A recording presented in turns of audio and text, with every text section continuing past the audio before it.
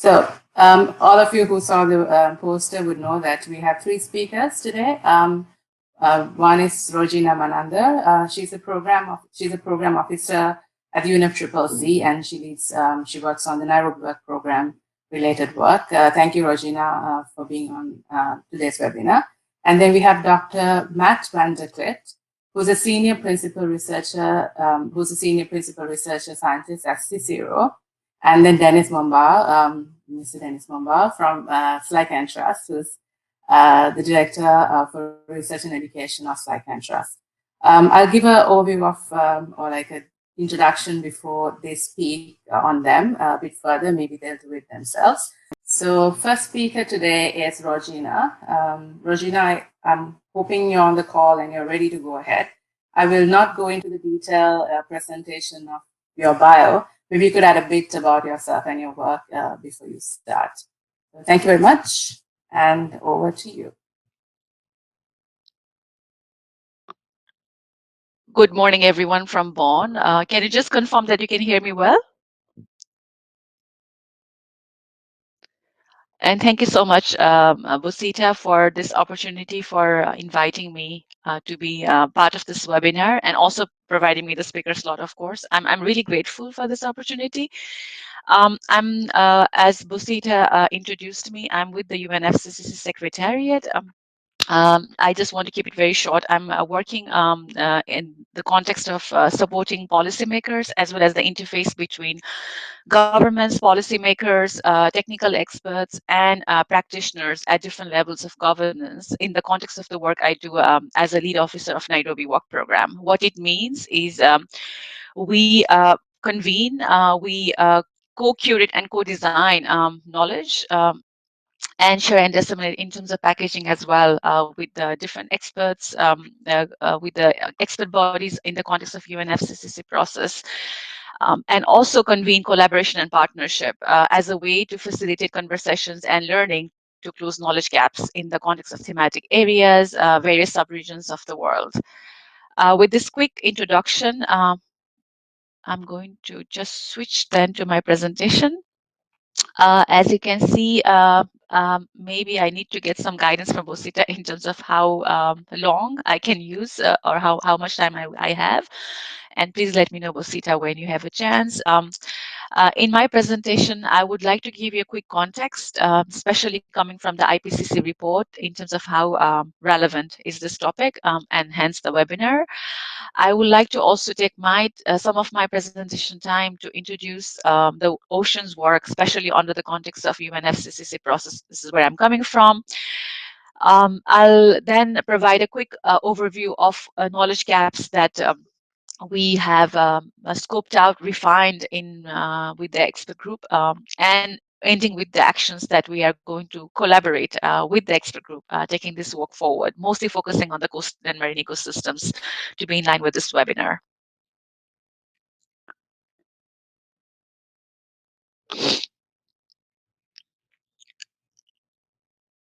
And this slide is just to give a very quick context in terms of the IPCC special report that was published last year, the special report on the ocean and cryosphere in changing climate. And to give a context in terms of the ocean as a primary driver and how the climate change is exacerbating the impacts of environmental and anthropogenic stressors on the oceans and hence the vulnerability of the coastal areas and ecosystems. And this includes mega deltas, coral reefs, mangroves, especially in developing countries and small island developing states. And this, the report, the IPCC stock report, highlights the urgency of prioritizing timely, ambitious, and coordinated action to address the changes in ocean and cryosphere. If you know, the total of 670 million people in high mountain regions and 680 million people in low-lying coastal zones depend directly on these systems. And with the report, one of the things we have identified based on the report is the ocean climate linkages, and that it's very important that adaptation measures in relation to the ocean and cryosphere can generate many co-benefits in the different scales.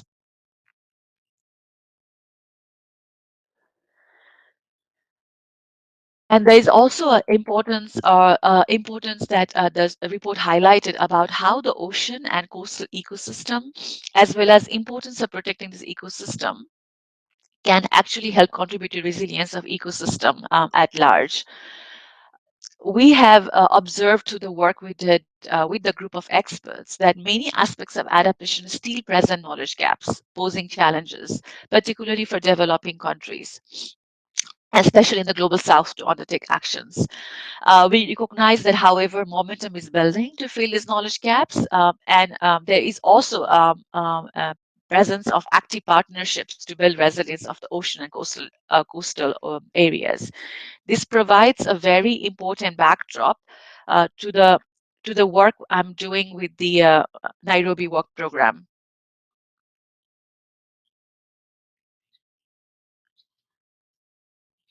Let me move to the next slide.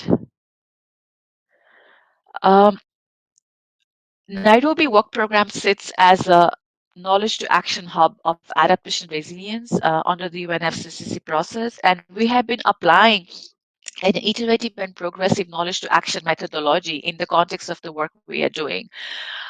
Very quickly, we have a number of iterative steps which fits into each other, and there is this iterative learning process as you go through different steps.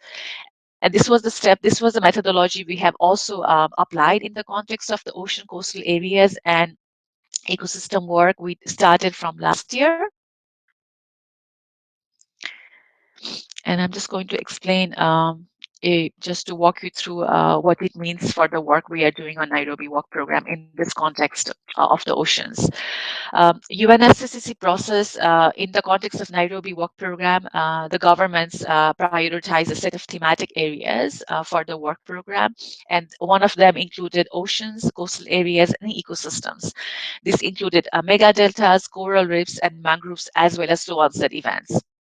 As a part of this knowledge to action methodology, the first step was to understand what are the key knowledge issues, knowledge gaps, and topics within this context, within this thematic area, and leading to a setting up or engaging with a group of experts. And we sort of collaborated with a specialized group of experts, and this is about 23 around 23 experts globally from different regions of the world, specializing in a different topic and representing different institutions, IPCC, UN, regional and global centers and networks, for example, working on this topic. And together with this expert group, we were able to scope out as well as to refine knowledge gaps in the context of this thematic area.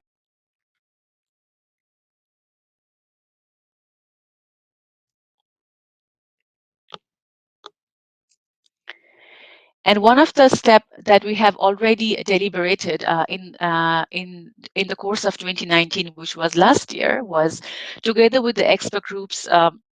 With the wealth of information available, including the drawing from the report, which I mentioned in my first slide, the IPCC report, as well as the experience and learning from the experts working with different institutions globally, the initial process was to refine knowledge gaps, as well as to identify what are the indicative actions that could be undertaken to address some of these gaps. This led to the discussion during the annual event at the COP in Madrid, the Focal Point Forum, which we call as an event which brings the communities of practitioners, national governments, policymakers, negotiators, experts on this thematic field, and partners of Nairobi Work Program. And this engagement provided a very nice opportunity, not just to share learning among the peers, but also to identify what can be the collaborative actions to close some of these knowledge gaps.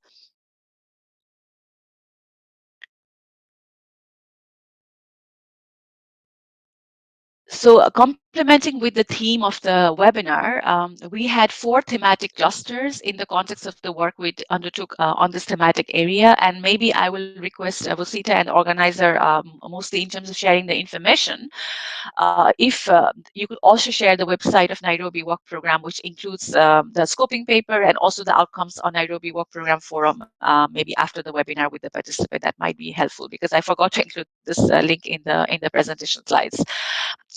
in terms of the knowledge gaps, maybe some of the learning I'm sort of presenting here as a deliberation of the work we did with the expert group is knowledge gaps in relation to the coastal and marine ecosystems. And here this refers to the coastal and marine ecosystem restoration, protection, coral restoration, mudflats, tidal marshes, natural regeneration, as well as protection of healthy ecosystems in order to ensure the sustainable management and use of these ecosystems. Maybe some of the knowledge gaps probably are not new to many of us, but this is just to sort of consolidate and identify the key knowledge gaps on this area. The first one. The first one here on the presentation slide, which I'm showing, includes the accurate and detailed maps and use of all types of coastal ecosystems in terms of the existent persistent knowledge gap. The second is about knowledge about the current capacity of coastal and marine ecosystem to adapt and cope with climate and non-climate impacts. And just to bear in mind that these knowledge gaps are coming from different parts of the world, including from developing countries and small island developing states. And continuing with that list, one of the other emerging or sort of a persistent knowledge gap is implementing and developing measures for assessing the effectiveness of ecosystem-based adaptation actions. And one of the knowledge gap that also is present is adaptation to impacts of climate and ocean in context of offsetting the impact of ocean acidification and role of mangroves and seagrass.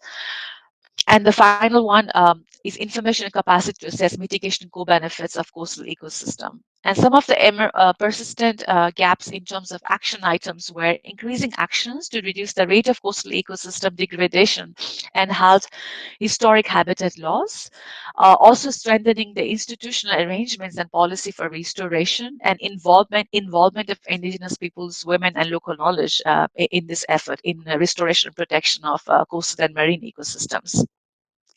Drawing from this refined knowledge gap in the course of 2019 work with the expert group, this also led, as I mentioned, in the event which happened in COP Madrid last year, which resulted in what can be the sum of the actions that can be deliberated through the collaboration and partnership under the Nairobi Work Program as we move forward this year with the expert group.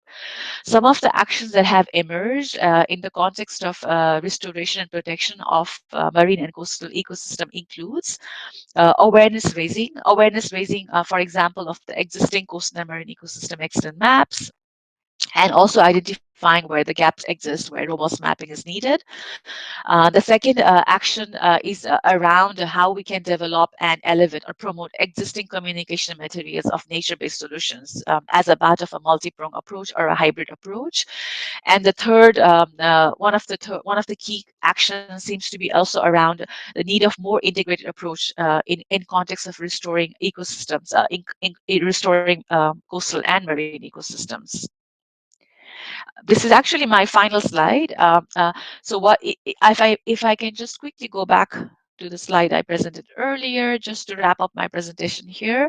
As you've seen in this knowledge to actions methodology, one of the action, which is the step 6 now, is some of the work we are now sort of finalizing is packaging and disseminating the work that the learning that we have captured in terms of what are the refined knowledge gaps, what are some of the collaborative actions going forward, and this report will be finalized and shared with so published online and shared with everyone in the course of next month. And as a final step, the step 6, as I mentioned, drawing from this list of collaborative action I mentioned on one of the thematic area under the oceans, we will be convening or getting re-engaging with the expert group as a way of facilitating partnerships and collaboration in undertaking some of the collaborative actions forward. Thank you so much for your time, and over to Vositha.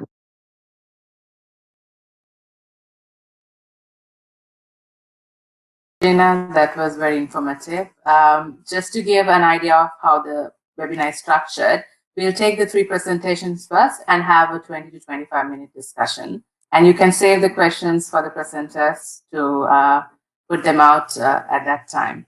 And in case there's a difficulty in connection, we are all at home at the moment and the bandwidth is a bit not great. So if I drop out, someone else will be taking over to the moderation.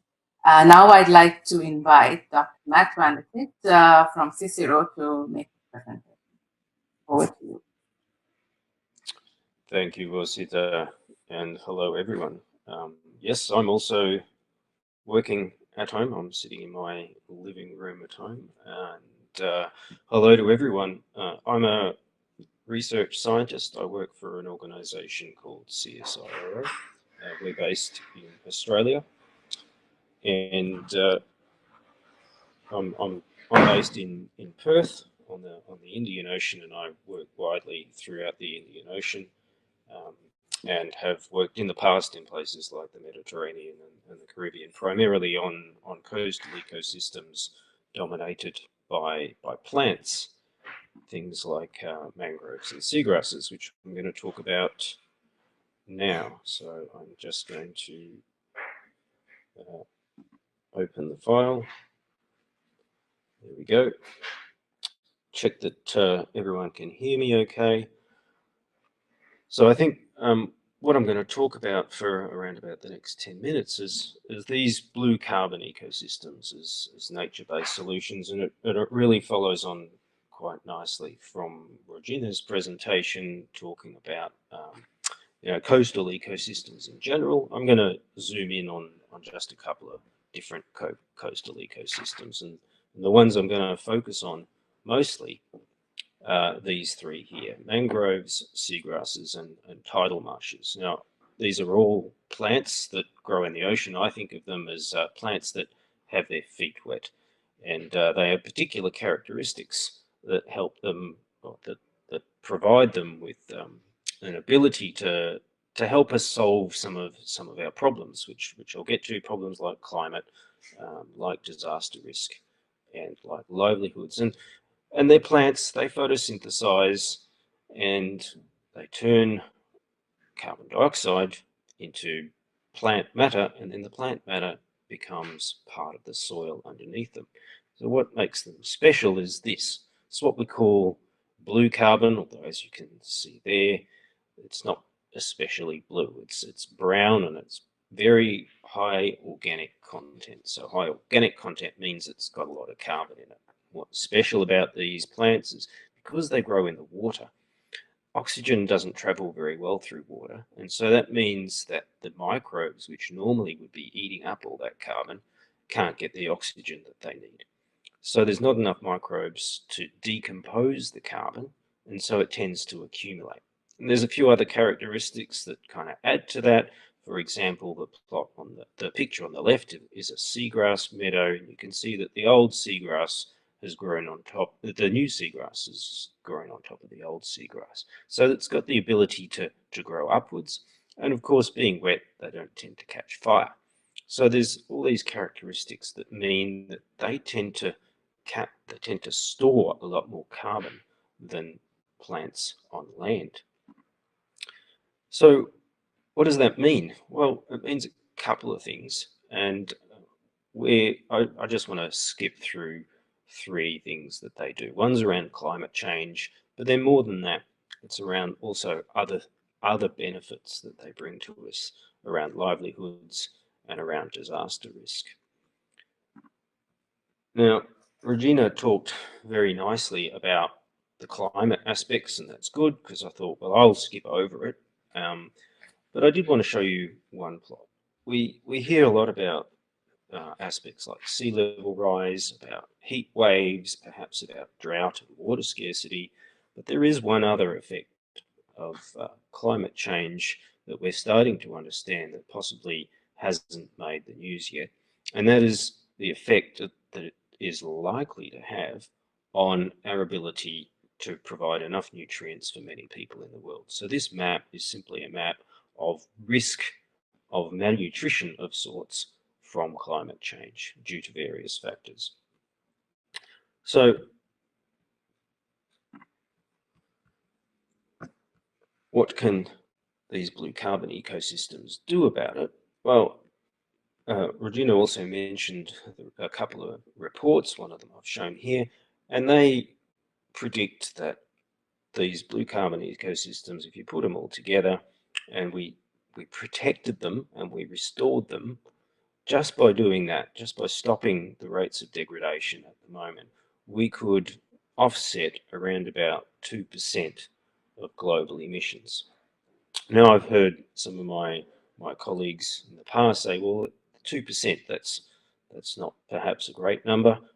Why should we worry about that? Well, on the bottom, you can see that 2% is actually equivalent to the entire emissions produced by commercial aviation, or at least commercial aviation up until this year.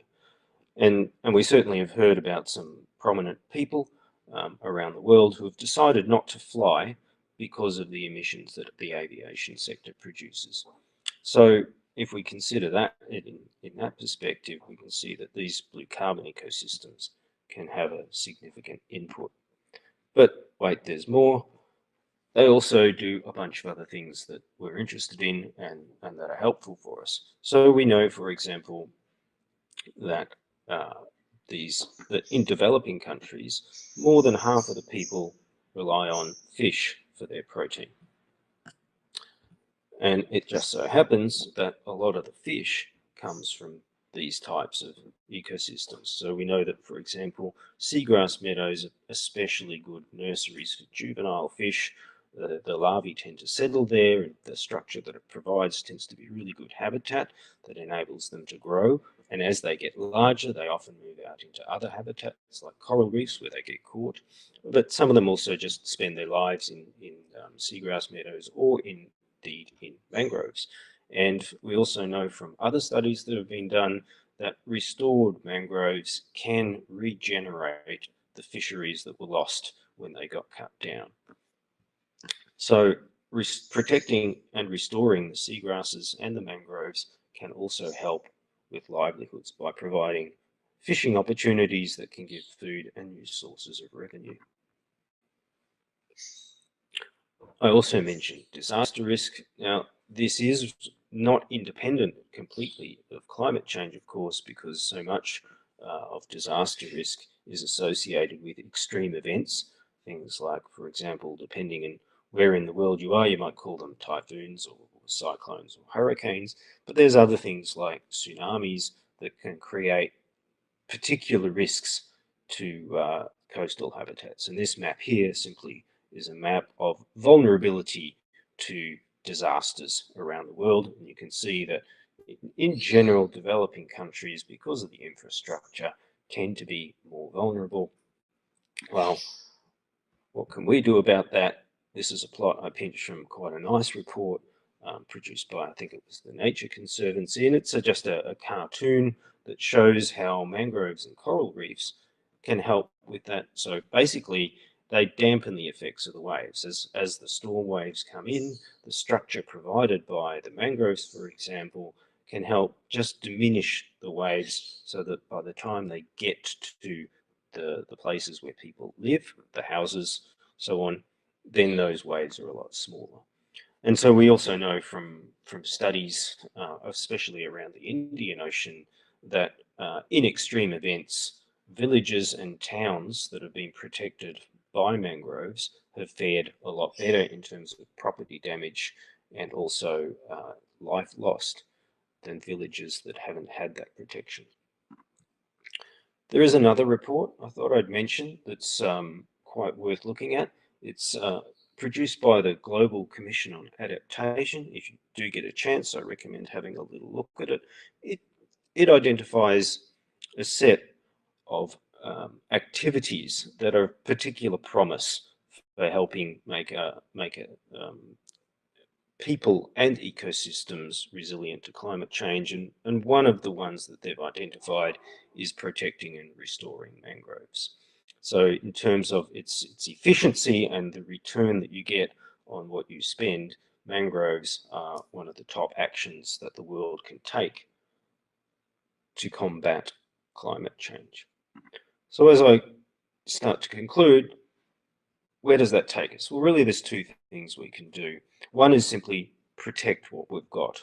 Mangroves, seagrasses, tidal marshes, they happen to be located in places which are useful for all sorts of other things. So maybe we have hotels that we want to build or ports that we want to build. Maybe we're producing aquaculture and we want to use those spaces. Well, turns out that if we protect the mangroves, we're probably going to have a better benefit than if we produce those things.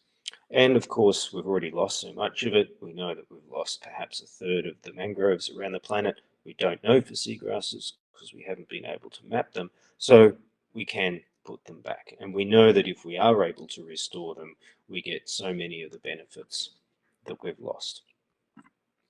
There's a few things that we can do to get there, and there's a bunch of enablers that we need to help us get there. Policy is important, really important. There's a bunch of things that we can do. These can be things like implementing IPCC guidelines on greenhouse gas inventory into nationally determined contributions, or they can be simply moratoria on clearing mangroves. There's also finance. These things do cost money. So we need to go and source finance. Both of those talks for another day, perhaps. But there's much that can be done there. So that's it from me. I've put this link in case anyone wants to check it out. It's got a few resources, some of the reports that I've mentioned. It's from the Indian Ocean Blue Carbon Hub, which I run, and part of what we're trying to do is work on some of these nature-based solutions, in particularly for the Indian Ocean. So with that, I hand it back over to you, Vositha.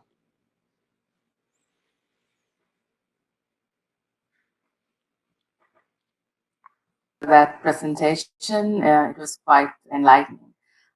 So I think we're moving from the global setup to the science of it, and then now how we've been implementing actions which relate to what we've been speaking. So Dennis will focus on the work that's been happening.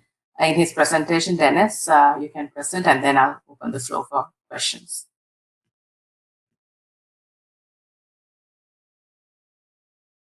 Thank you, Vositha. All right. So good morning, good afternoon, good evening, everybody. I will present on the conservation and restoration of mangrove ecosystems in Sri Lanka, and especially on the Blue-Green Protectors program implemented by SLYCAN Trust. So quick outline. First, I will talk about why mangroves are important. Then I will talk about the Blue-Green Protectors program in a bit more detail. And then I will quickly introduce the research that SLYCAN Trust is doing about how marine and coastal ecosystems can be better integrated or incorporated into national adaptation plans. All right, first, what is the importance of mangroves? I will keep this very brief because Matt already talked about it. And I think many of you are familiar with mangroves. They have a vast number of ecosystem services that they offer. They're important for climate change mitigation, for adaptation, disaster risk reduction, biodiversity, and can be a source of a lot of livelihoods and cultural value. They are also severely threatened, both by climate change and by human activity. Climate change, with its various impacts, decreases the productivity and functionality of the ecosystem, shrinks the habitat, and also leads to loss of livelihood in fisheries and coastal agriculture. On the other hand, human activity destroys and degrades large areas of mangroves to build shrimp farms, to build salterns, to build coastal development, infrastructure, settlements. And there's also a lot of pollution, waste disposal, cattle grazing, unsustainable use of mangrove resources like timber. And all this exacerbates the climate change impacts and increases the vulnerability both of the ecosystem and of the communities that live around it. All right. Now to Sri Lanka. Sri Lanka, as many other places, had a lot of mangroves in the past, and a lot of them have been destroyed over the last decades. Currently, according to the Forest Department in 2020, there are about 19,500 hectares left. Sri Lanka has over 20 species of true mangroves and has committed itself to restore 10,000 hectares by 2030. This is not the first time that mangroves have been restored in Sri Lanka, obviously. Especially after the 2004 tsunami, a lot of mangrove restoration projects have been funded. but unfortunately, many of them have not met with success. In 2017, a study evaluated a lot of these sites, and 40% of them had no surviving plants. Another large percentage had very little that had survived. So that's the baseline situation in Sri Lanka. There's a big need for mangrove restoration and conservation, and there's also a political will for it. Fortunately for Sri Lanka, there's also a good enabling environment of policies and laws. On the national level, just enacted this year, we have a national policy on conservation and sustainable utilization of mangrove ecosystems, as well as the NDCs, the Nationally Determined Contributions, and the National Adaptation Plan, both of which feature ecosystems, mangrove ecosystems under their marine and coastal sector and the ecosystem biodiversity sector. More on that a bit later. They are also aligned with the Commonwealth II Charter. Sri Lanka is a champion of the Mangrove Ecosystems and Livelihood Action Group, the MILAG, and also a lot of other international processes like the SDGs, IORA, the Blue Carbon Initiative, the biodiversity targets, the Convention on Biological Diversity, the Ramsar Convention, and many more. On the legal side, all mangroves in Sri Lanka are protected by law and are not allowed to be cut down. There are a lot of regulations on this, the latest of which has been imposed in 2016 and essentially protects all mangroves along the coastline of Sri Lanka. So what is the Blue-Green Protectors Program? It's something that SLYCAN Trust has been implementing for a while, and it encompasses projects on coastal and marine ecosystems, especially on mangrove ecosystems in Sri Lanka, which is what I'm going to talk about today. It is based on some key areas. One aspect, obviously, is the conservation and restoration of these ecosystems. This addresses climate change impacts and builds resilience. In short, it's ecosystem-based adaptation. It also has a strong component of community-driven livelihood development and a lot of collaboration with different entities and actors. In short, this is a methodology that we employ, a number of different steps. First, we scope potential sites. This includes physical aspects such as soil conditions, hydrology, tidal conditions, climate risks, which mangrove species would be appropriate to plant, all these things. And then the local communities, what are their current livelihoods, what is the potential for mangrove-related livelihoods, who owns the land, how are the communities structured, and related to that, who are the key stakeholders, identifying those stakeholders and finding out how their interests align with healthy mangrove ecosystems, what their capacities are, what their needs are, and also how we can engage and mobilize them.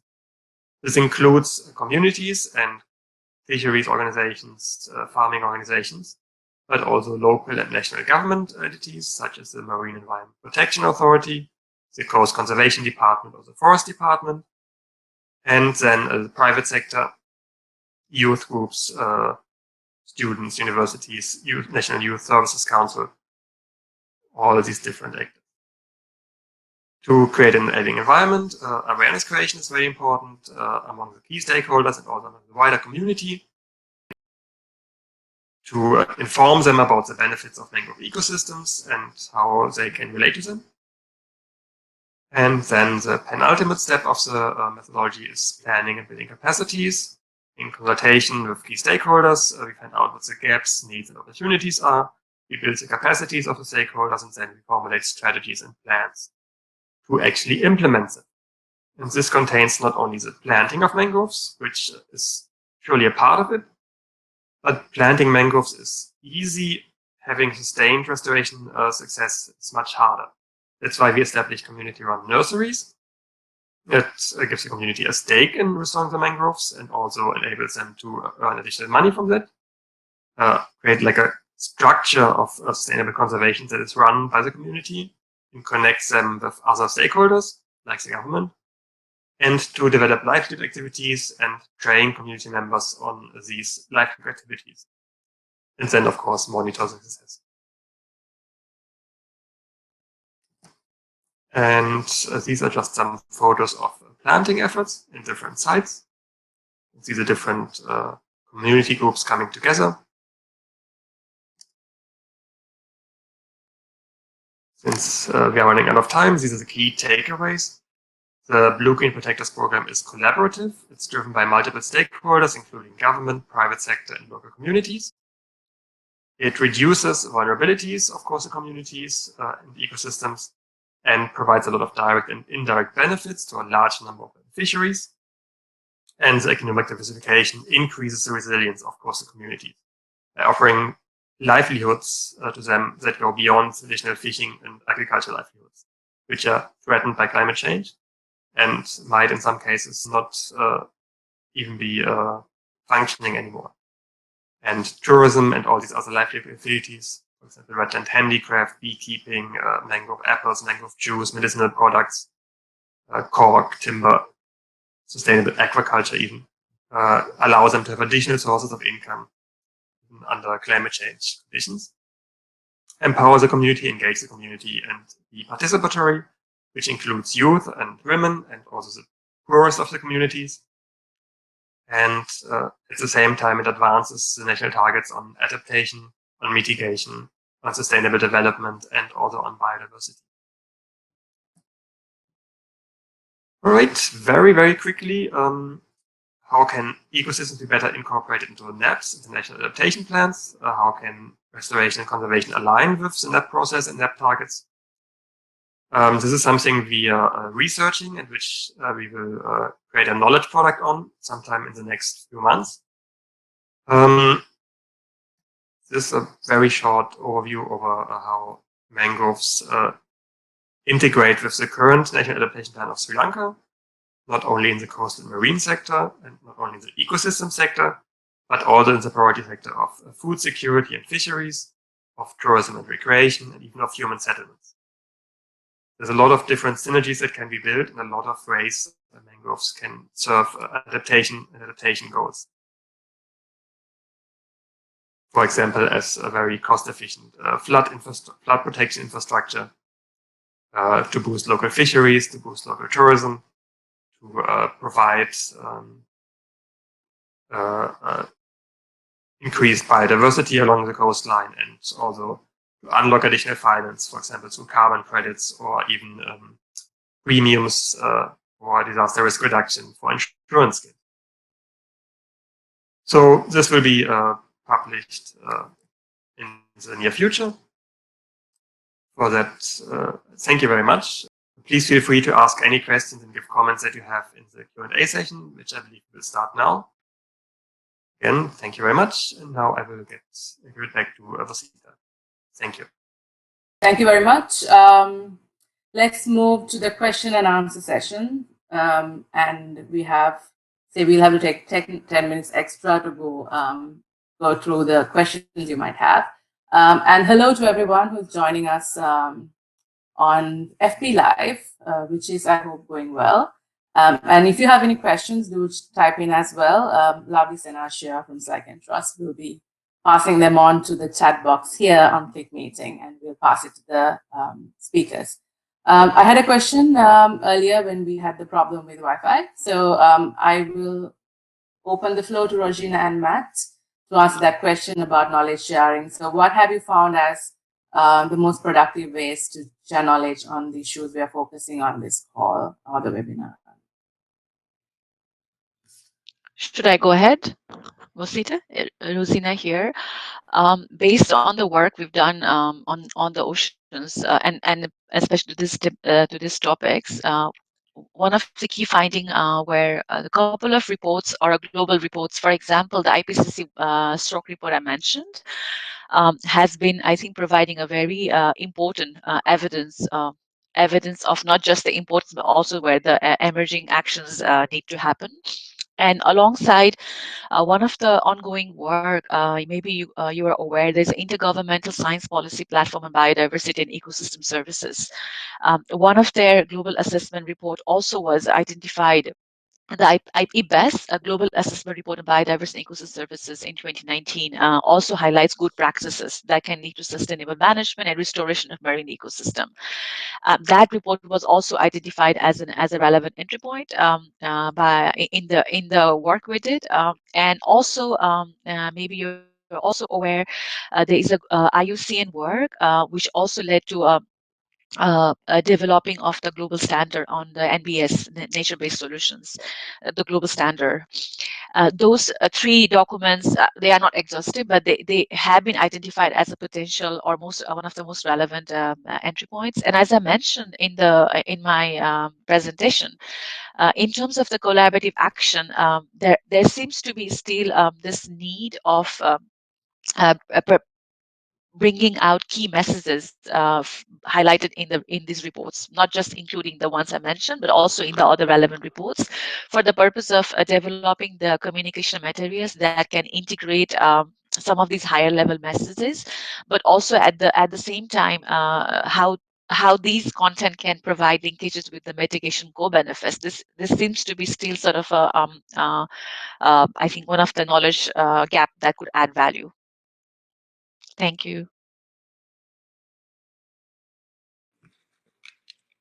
And to maybe follow on from that, so I'm a scientist. I try to help by providing the sorts of evidence that Rojina was talking about, and there's a few ways that we exchange the knowledge that we get.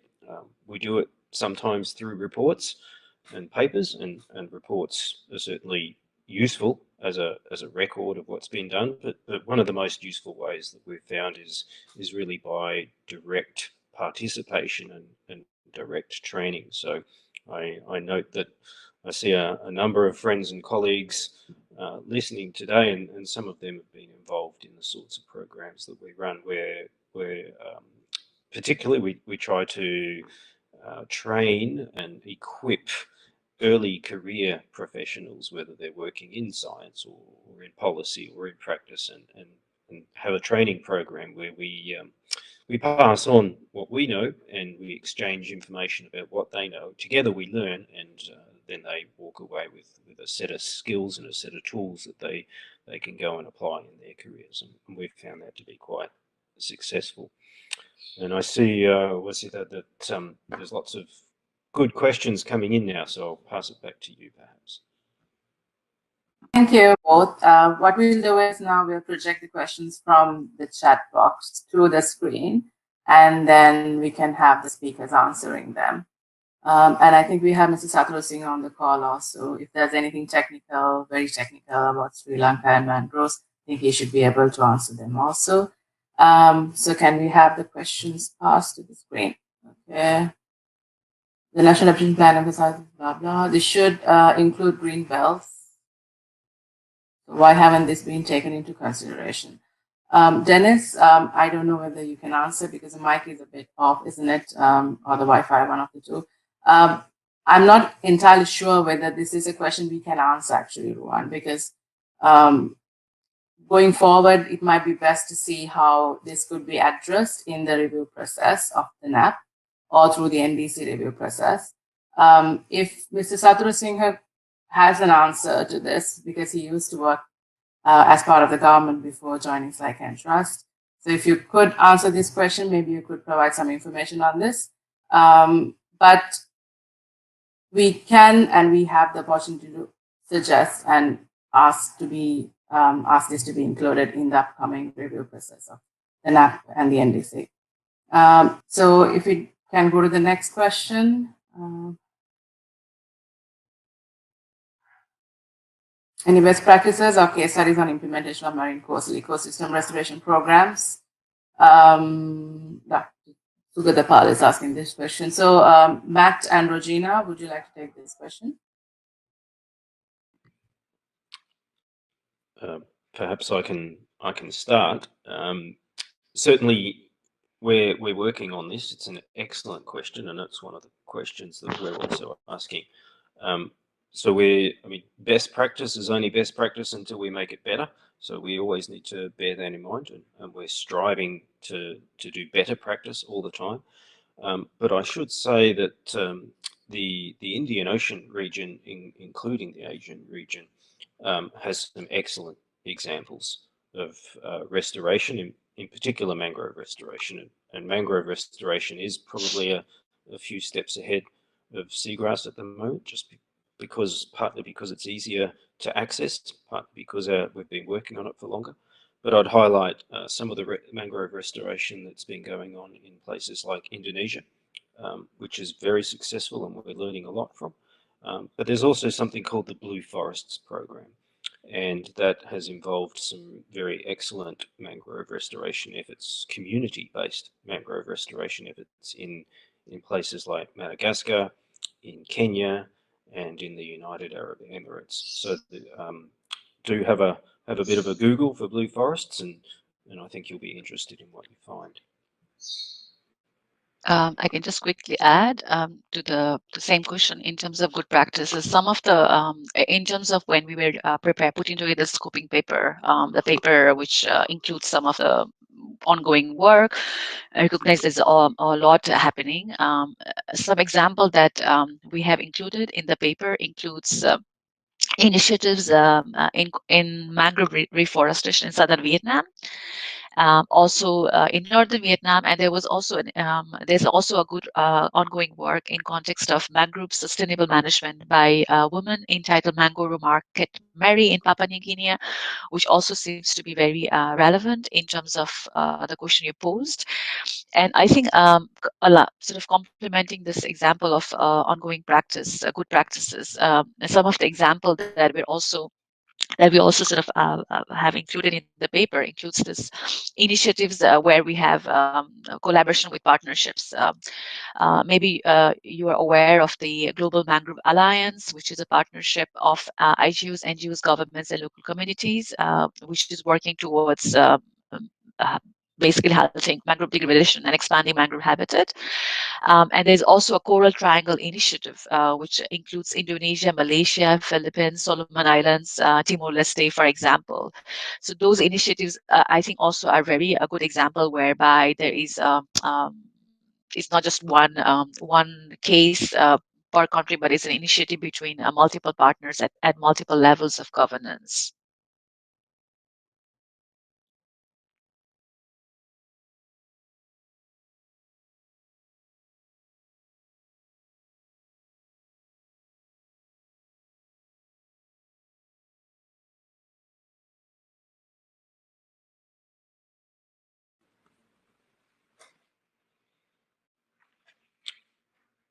Sustainable livelihood options is another good question. Perhaps I might start with that. There's many. Tourism is a good example, but in terms of livelihoods, I think, as I mentioned, certainly fishing is a key one for coastal ecosystems, whether they're the plant-based ecosystems that I talked about, or the broader set of ecosystems that Rojina's mentioned, like coral reefs, for example. And certainly, if we get our fisheries management right, there's a lot of opportunities for sustainable livelihoods through fisheries, but also more broadly than that, in many mangroves throughout the world, there's other types of livelihood options.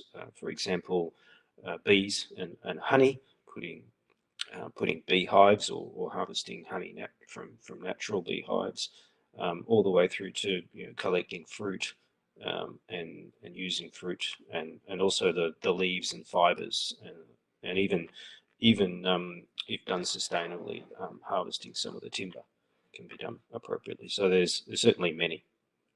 Well,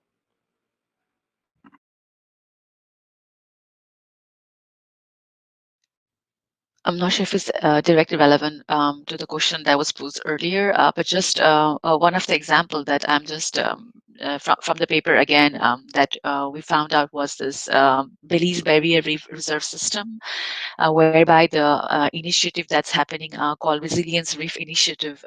This is to develop and pilot an innovative model for resilience-based reef management in 5 marine World Heritage sites, which has, I think this is really a good example which adds value out beyond just focusing on the resilience of the ecosystem in terms of preserving the World Heritage sites.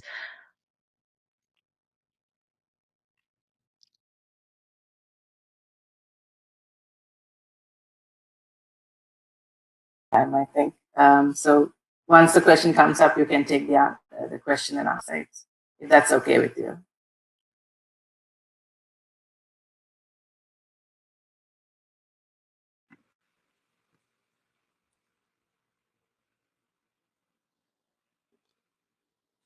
So Vositha, I'm sorry, I missed that. But looking at the question, I might defer to someone in Sri Lanka to answer that one.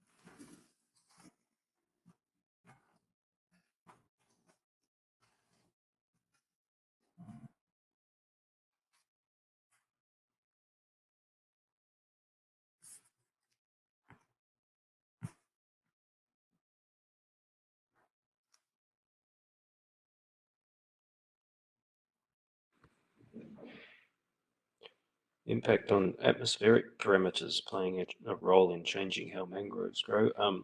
Certainly, weather and climate does influence how mangroves grow, and that's part of what we talked about earlier with best practice.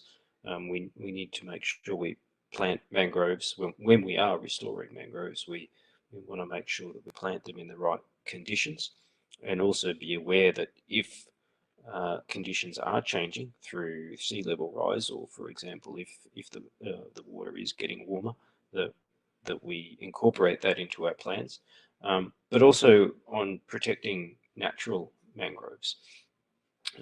These things also are important, and we know that the range limits for mangroves might be getting influenced through global warming. So these are things that we're learning. We probably don't know enough about yet, but we're trying to, and so we should be incorporating that into our learning.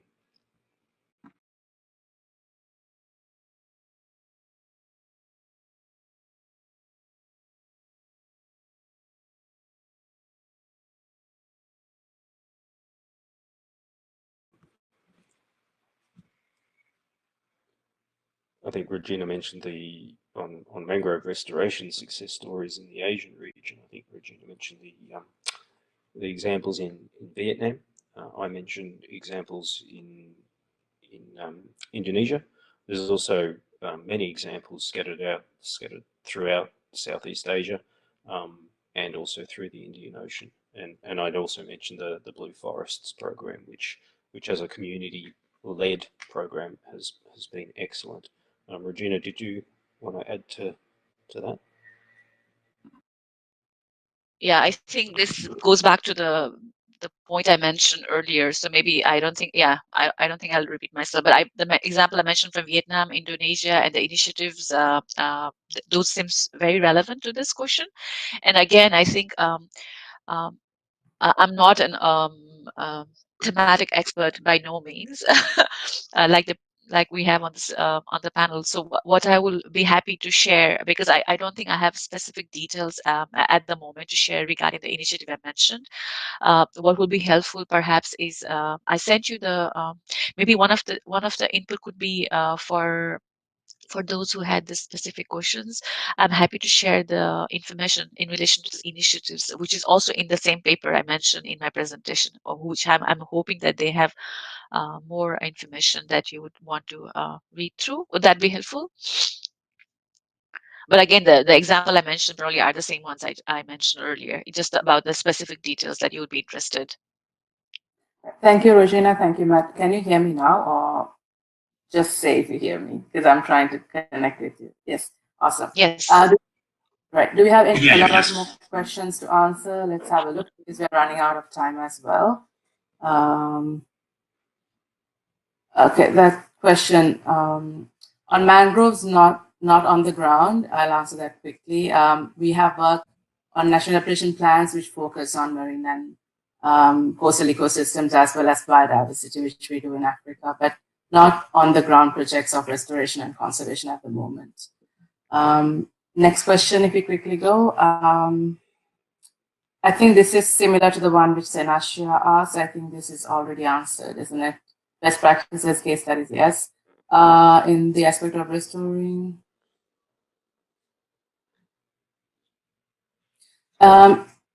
Would either of you be able to answer this question, or is it not within the scope of our answering capacity at the moment? Matt, Rojina? I can have a go. I'm not sure what compensation ratio is, but I'm going to guess it means how well are we doing restoring mangroves relative to the rate that mangroves are getting destroyed or converted. And the answer is not very well. We're losing thousands of hectares of mangroves still each year, and the rate of restoration is much, much smaller than that.